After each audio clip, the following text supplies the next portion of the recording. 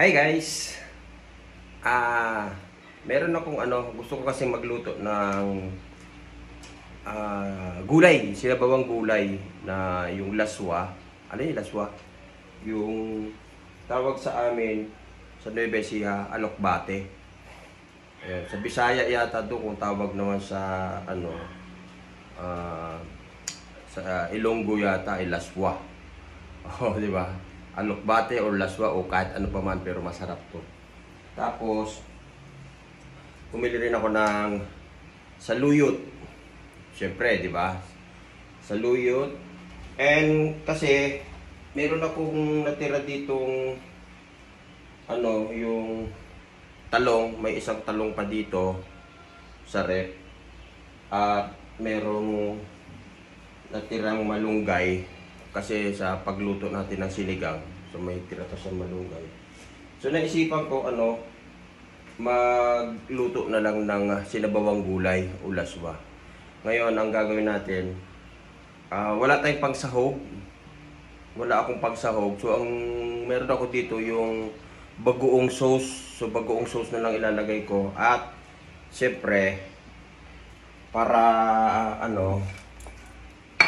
lalagyan natin siya ng tanglad at malunggay. Ngayon, samahan niyo ako guys. Mamimitas ako ng malunggay sa aking harapan. Di ba?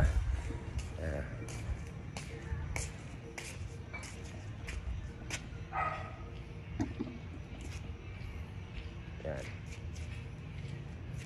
Kukuha ako ng tanglad.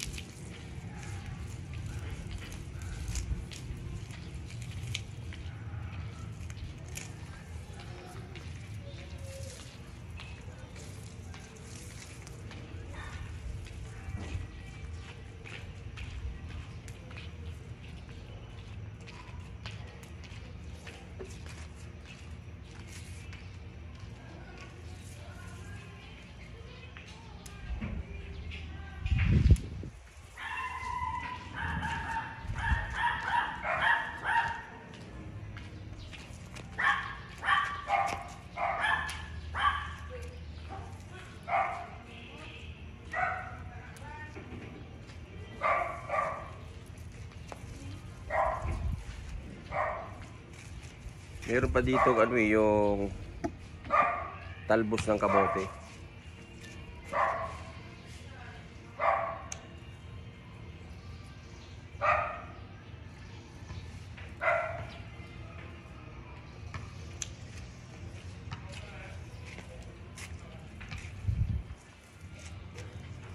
Yes.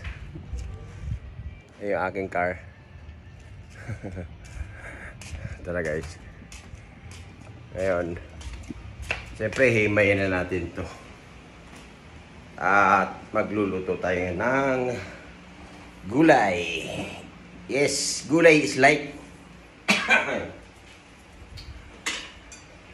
Okay. Tara. Samahan niyo ako. So, ayan. Kumpleto na yung aking gulay. Tara. O, yan o. Yan ang aking gulay guys. Ito. Yan. Kumpleto na. Okay. Ay, gagawin natin.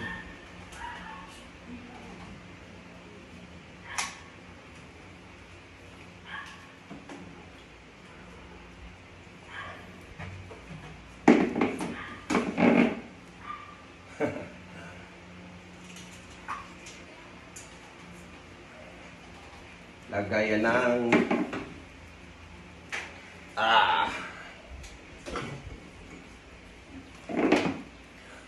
sabi nila tumataba daw ako. Marami nakakapansin sa akin, tumataba daw ako guys. Pera buyag. Pera usog. Ayun o. Ay, siyempre, diba? Yung tanglad.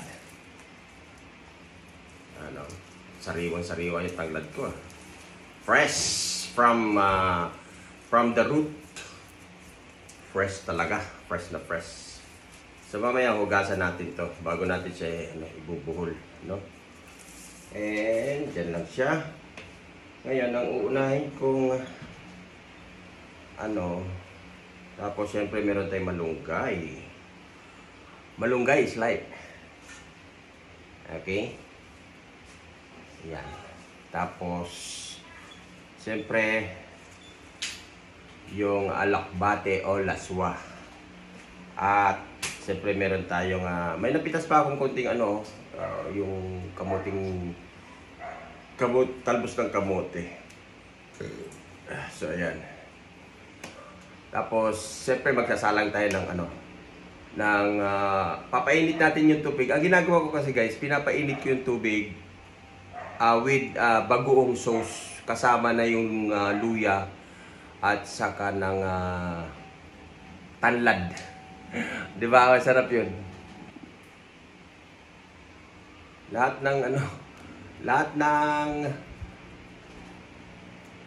ng pwedeng kukunin ko na guys kasi napakamahal na ng gulay. Ang mahal-mahal grabe ng saluyot, pati saluyot. Yung isang tali niya 20 pesos na. Tapos yung laswa 20 pesos din. Lahat ng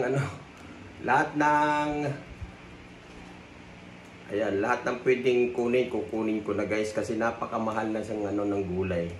Ang mahal-mahal grabe ng saluyot, pati saluyot. Yung isang tali niya 20 pesos na. Tapos yung laswa 20 pesos din. So itong tanglad, yan o.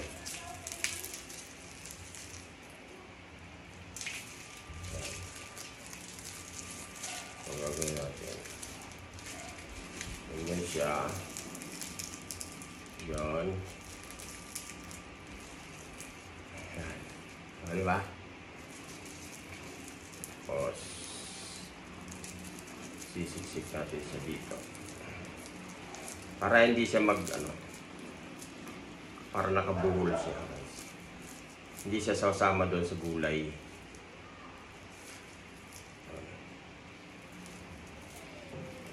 Okay, galing And hiniwa ko na pala yung yung sibuyas. Wala pala akong luya. Pero okay lang kasi meron naman siyang tanglad. So ang gagawin natin, ito yung fish sauce ko. Kakaunti na lang ang laman. Ayan, kaunti na lang ang laman guys.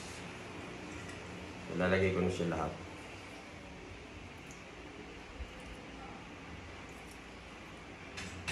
Ayan. And sayang naman, lalagay ko na lahat. Tapos syempre, lalagyan na natin siya ng sabaw. So pakuluan na natin yung yung sabaw.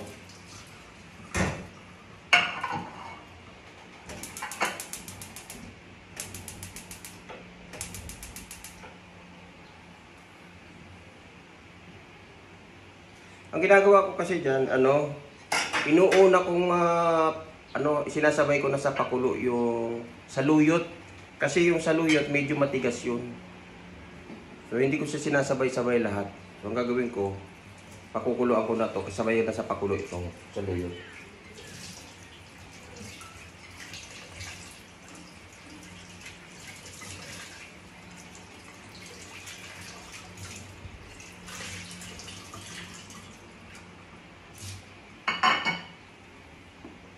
Yan. Yung alokbati kasi malambot lang yun. Tapos yung yung malunggay, ganun din. Mamaya-maya, pag napakuluan ko yung saluyot, isasabay ko na yung malunggay. Kasi yung malunggay, medyo matigas din yun. Di ba? So, yan. Aban na natin. Nilagay ko na yung malunggay.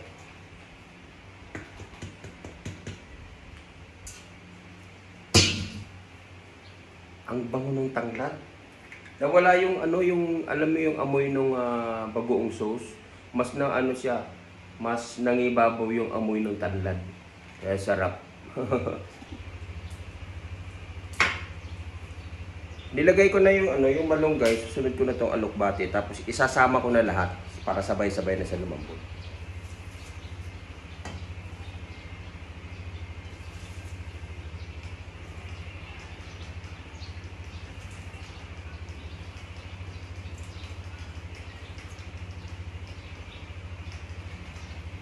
Yun.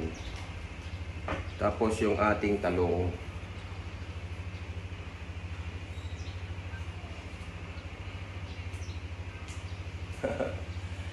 Ano na siya, umakaw na. So, iimpis naman ito mamaya pagka naluto na siya. Ito yung talbos ng kamote.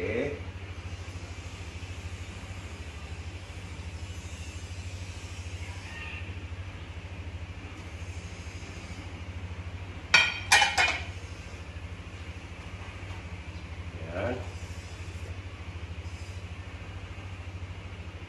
Alam ko iimpis yan eh. Sarap. Ayan, okay na. So, naano natin yung, ito yung ating laswa o sinabawang gulay, guys. So, tikman na natin.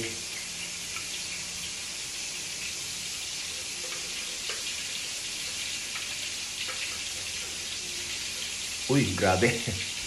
Sarap. Yun o.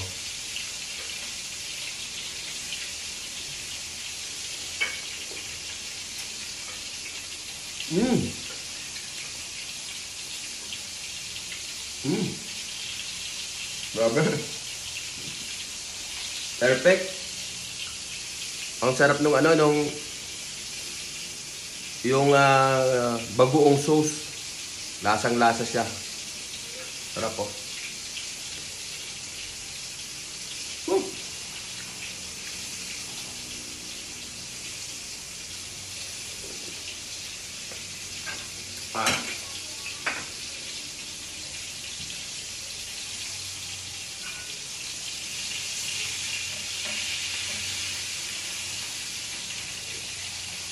Ah.